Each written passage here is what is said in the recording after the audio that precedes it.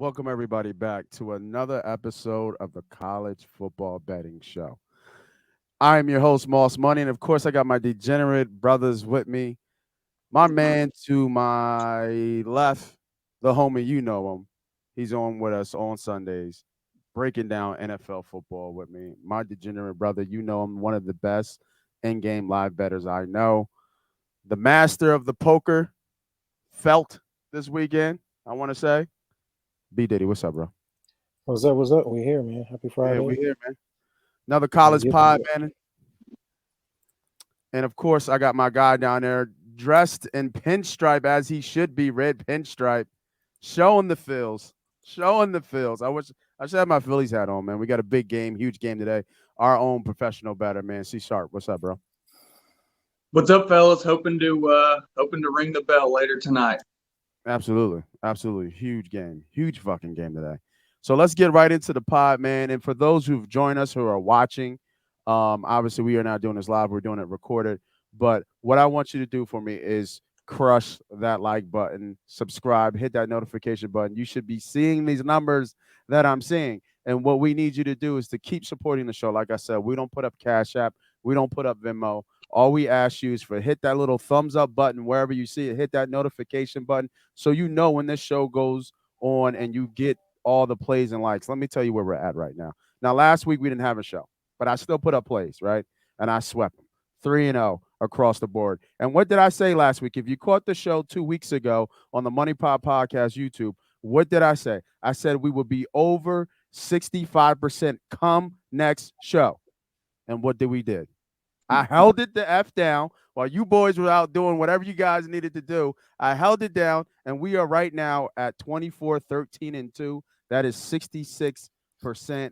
Let's go. If you don't know what that means we are printing money every time you watch this show. If you just didn't even know us, which most of you don't, and you bet us blind, you would be up 66%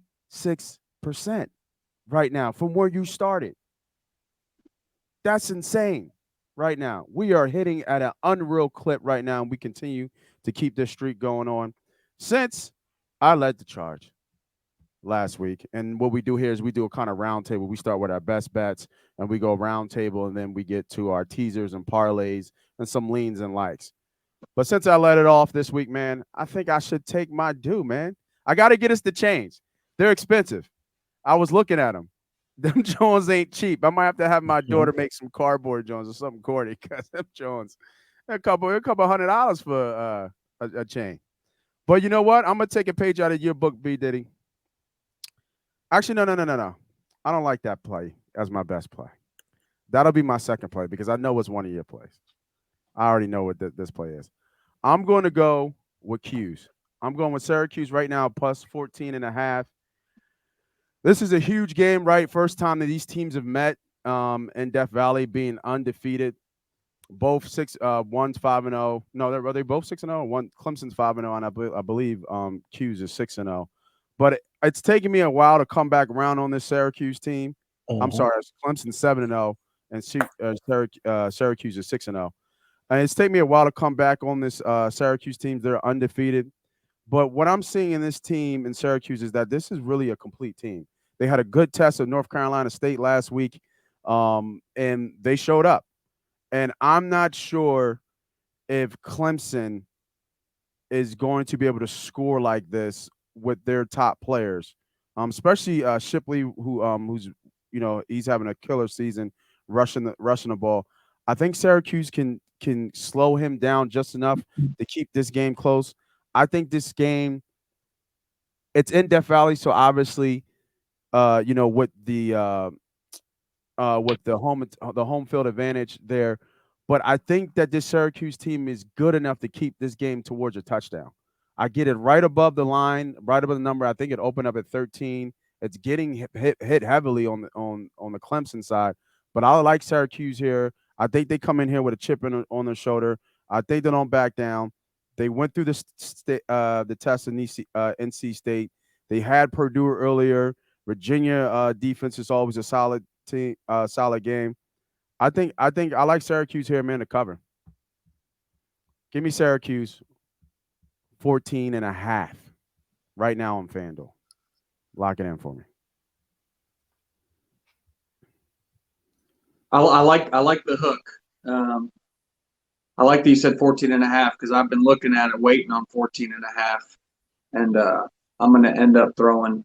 I'm with you, but I just feel a little more. So I do think some of the numbers, some of the money's come in on Clemson just because their defensive line's getting healthy, and that's of any strength of any unit of both these teams, the strongest single unit is Clemson's D line.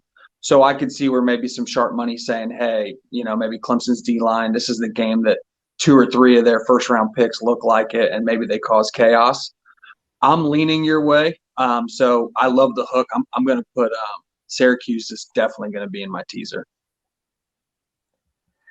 Yeah, I'm with you, Nate, on that side. I think Syracuse is the way to go. But I'm just in case something happens. I'm like, let me just put them in a teaser. Like Sharp is saying, I definitely have them in my teaser.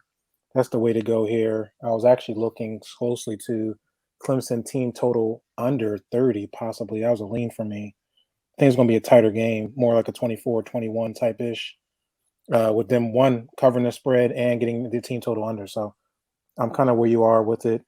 I like where you're thinking, where your thought process is on this game. So, yep, I don't mind it. Yeah, I like the team total there too. I think Syracuse. I think this defense is going to show up here a little bit. Um, I think I'm looking back at Clemson, and they are starting to hit their stride. It's funny. It's like a quiet 7-0, right? Because everybody else, like when Clemson 7-0, and it's still kind of quiet. I But like I mean, said, they really ain't play nobody. no, they Their haven't. schedule's the easiest schedule. Yeah, they haven't. What, Florida State was the scare last week? And that Yeah. wasn't really a scare, right? Florida State scored twice in the fourth quarter. Game was Well, already. really, the Wake Forest game, I believe, was really the scare for them. That's right. It was the Wake Forest game. You're right. Yep, it was a Wake Forest game. All right, B Diddy, what you got for me, bro? My turn. All right, man. We're gonna need Sharp. You go, Sharp. I'm pulling up my stuff right now. Oh, my fault. Okay. All right, Sharp. Go ahead, Sharp. Okay, I'll go. So my number one play is I like Boise to win straight up. That line's coming down. They were a 3-point dog. That line's come way down. So I think Boise, since they made the change at quarterback, their offense has changed. You look at their last 2 offensive outputs with a new trigger man, and it's just a different offense. And I think they're the better team. I just think they're going to win outright. I love Boise. They're going to be in my teaser. Right now, they're +1. You could get them in a teaser at +11. I would do that before it drops to pick them. That game's going to kick off at pick them, maybe even Boise favored. So my first just outright play is Boise money line +110. Yeah, Basically a pick them, however you want to look at it. I see the 110, but I see Boise play. You dropped $1.15 on it, but +2.5 on FanDuel. Yeah, see, it's the line's going down all over the place. Like DraftKings, it's now -1. Yeah, that's a pretty different. That's a pretty big discrepancy. Yeah, like there's a lot of money coming. I think there's a lot of sharp money coming in on Boise like throughout the day. Yeah, I think that line's going to be like 4 points off from where it opened to where it kicks. Yeah, FanDuel hasn't caught up yet to that market price. So yeah, I know. That's what I was and same with what you were saying. The line's already ticked down, and what you're talking about, Syracuse, like that was waiting on the hook. They're the first one to pop over that 14.5. Everyone else has been sitting at 14. I think it's because they're afraid to go over 14.5 and then get hit with teasers. I'd expect FanDuel to get hit with a bunch of Syracuse teasers really fast. Yeah, agreed. I like it. I like the play. So I got that written down. Boise State. We're going straight up dog. Yeah, straight up. However you want to do it. Check your book. Money. I mean, if you want to take the couple points because you think it's a 1-point game, do what you want to do. But I think Boise wins. However you want to look at it on your books. But yeah, Boise. Yeah, I like it. Let's go. B Diddy, we coming back to you, bro. What's up? You still there? You still there? You're muted. Were you muted? Okay. Yeah, my bad. I'm muted. Sorry about that, guys. Yeah. Yep. So it's a play I got here. I'm looking at real close. There's about 4 plays I got on the slate. First play I'm going to give you guys, I believe, is Ohio State minus 18 versus Iowa. I think that juggernaut continues to roll here. It's a home game. Iowa's going You to say be rough. minus 18? Yeah, I was going to Minus say 18. minus 18. It should be first half minus 18. Am I? Oh, Am I first half. first Okay, half. first half. Yeah, I was going to say, boy, all right, I need your book. Yep. I just say minus 18. Where you at, bro? Let me know. Yeah, first half minus 18. Yep. I'm usually a first half guy with teams like Ohio State, possibly Alabama, those real high juggernaut teams that are offensively unstoppable. I like to look at the first half to see if I can get an edge there. I think sometimes later on in the second half they tailor off a little bit and backdoor covers happens a lot. So for me, I think Ohio State gets off to a big start here. Iowa is not going to be able to move the ball ultimately offensively. I think they're usually stout defensively, but I think playing against this speed on this offensive side of the ball for Ohio State is going to be a little too much for Iowa here at home, and that's a tough place to play at. So my first play is going to give me Ohio State first half minus 18. I see them scoring about 24 to 28 points in the first half. With that being said, I don't think Iowa scores more than 7. So that'll give me my cover. Yeah, I was looking at those totals, and I was going to go with this for my first play, and it's just a great segue to my second play. Even though Iowa has a decent defense, like you said, and I think that the game theory, the game flow on this is that Iowa's going to try to keep Ohio State off the field as much as possible, right? Slow, methodical drives, just trying to win this game any way possible.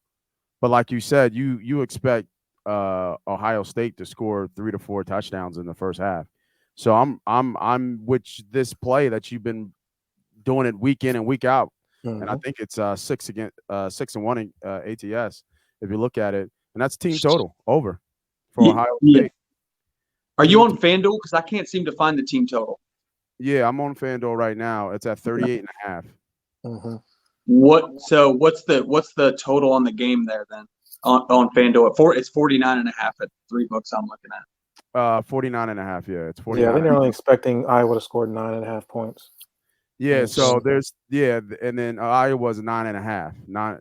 Iowa's 9.5, and the only reason I was looking at that Iowa under, but what they did against Michigan, right? They got those 2 last 14, kind of threw me off a little bit about going that way, and they did that in Michigan. So Michigan kind of obviously put their foot off the gas, and I think Ohio State will do the same here as well.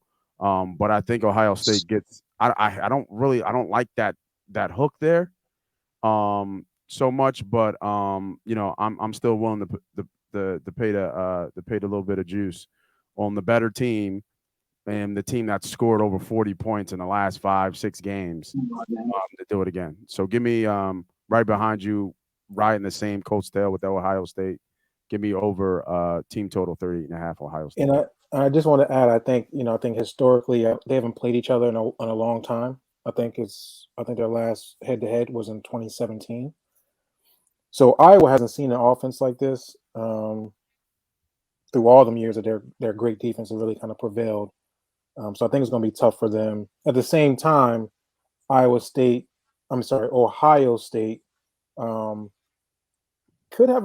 they might have a little issue getting over 39. They might. It just depends on the adjustment. Yeah. So I think these other like Michigan's more run first, pass second. So it kind of plays into Iowa's hands where I think offensively Ohio State is more pass first, a lot of go routes, crossing routes, a lot of motion in the backfield. So I see that being more the mix up here.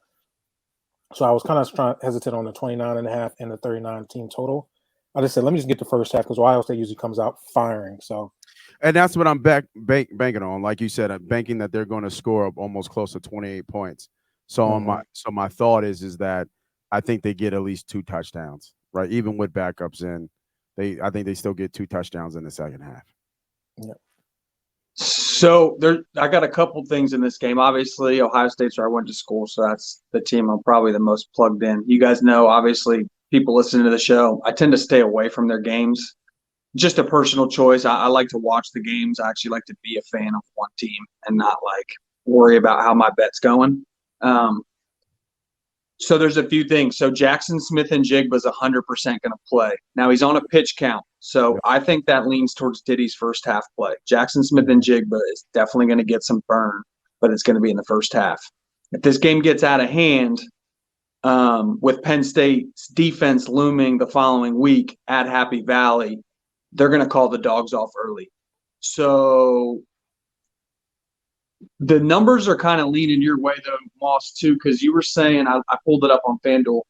So what's weird to me is the over-under is 49.5, which feels right. I'm thinking a 40-10 type game.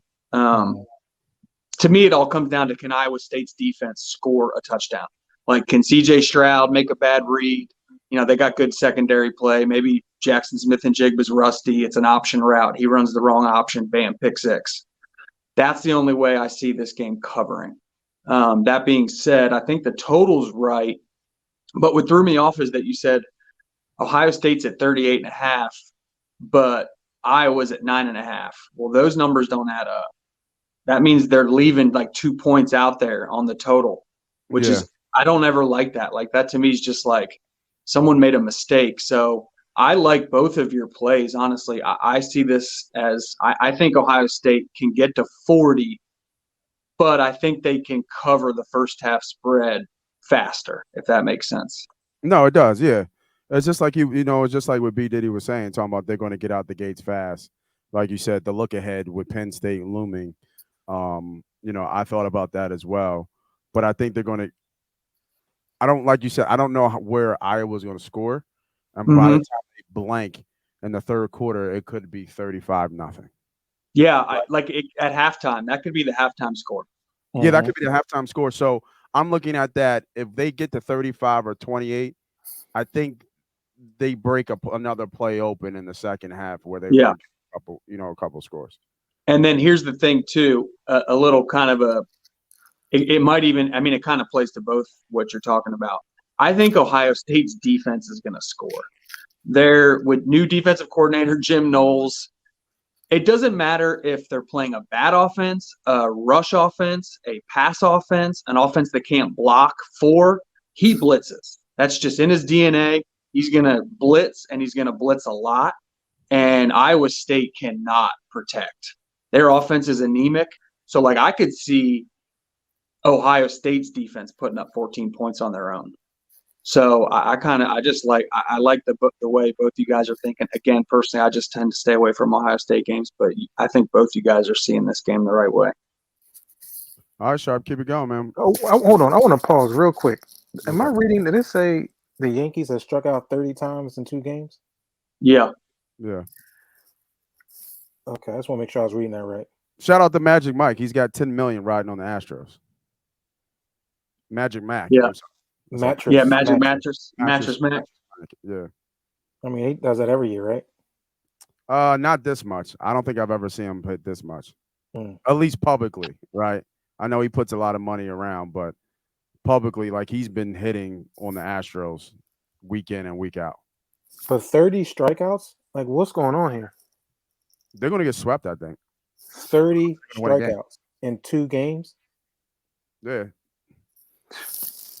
How many at-bats in 2 games is there?